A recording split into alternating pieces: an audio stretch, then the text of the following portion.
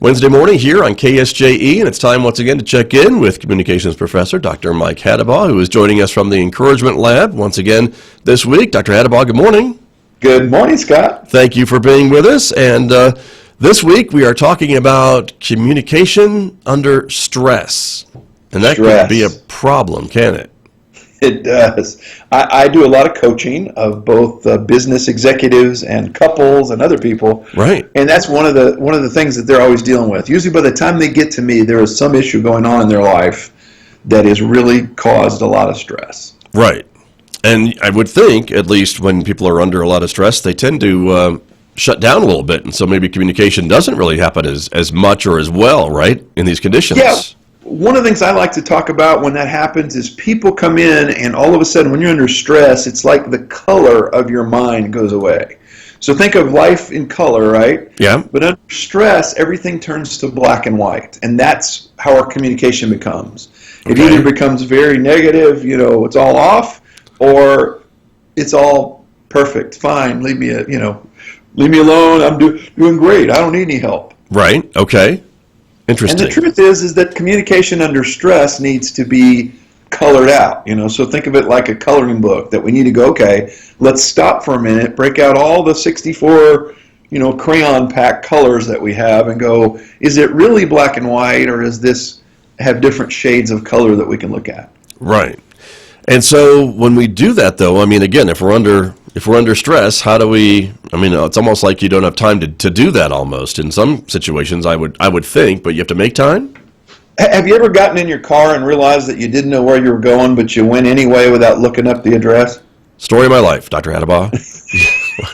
I do that too, right? Yes. That's exactly the same scenario we're talking about here. Okay. So sometimes we think, I don't have time to sit down and color. I don't have time to stop and think about everything. But so literally, in my notes for today, this is what I tell you the answer to communicating under stress is. Yes. Is take the time to consider more outcomes. Okay. What could really happen here? Because our natural stress mechanism is we get under stress and all of a sudden we think, I could die.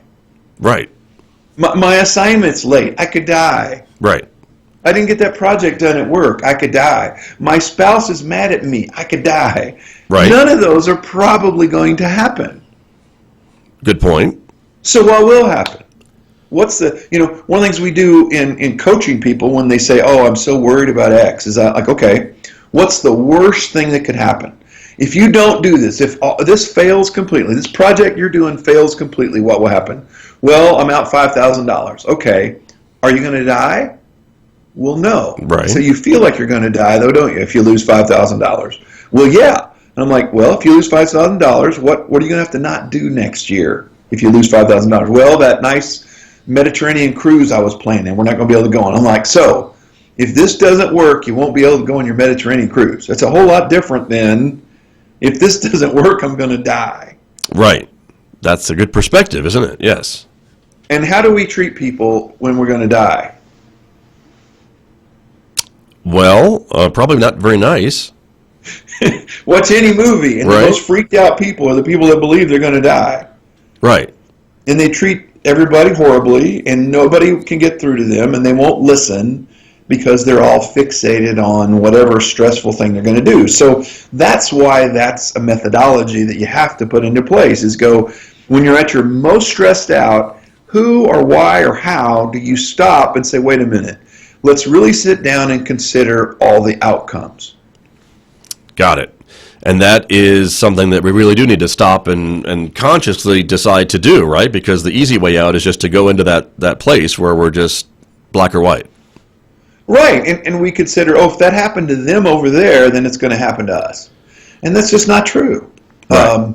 And as the world is just abuzz about the coronavirus thing. Well, the truth is the vast majority of people that are going to get this virus, it's going to be a minor bump in the road for them.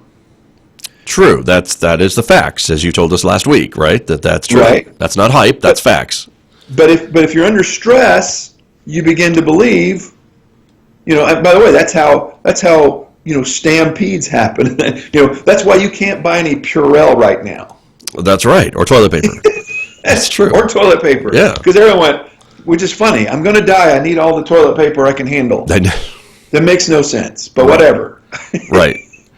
But that's very true. Well, and that is stressful actions, I guess, in addition to stressful communication. Well, and if I could add one more thing to this, is you need other people in your life. We tend to isolate when we get under stress. Right. And we communicate and we reject people with our tempers or whatever. And actually, we need to be more inclusive at that point. And actually, most human beings do that at some point. Even when we're under great hardship, we begin to help others. And that's a good thing. And that's what I love to see in the midst of stressed out anything, is that people actually stop and help people in a way they don't normally do. And that's beautiful. That's a wonderful thing that we need to be aware of is even more important. But if you're freaked out, you're probably not going to stop and help anybody. So consider all the outcomes and then go, how can I help somebody else get there as well? That's a good point. Share that stash of toilet paper you bought. There you go. And surround yourself with people, but just wash your hands. Exactly. Okay. Very good advice, Dr. Hattabaugh. Thank you so much. You're welcome. See ya. All right. That is Dr. Mike Hattabaugh. He joins us every Wednesday from the Encouragement Lab. It's right here on KSJE Farmington.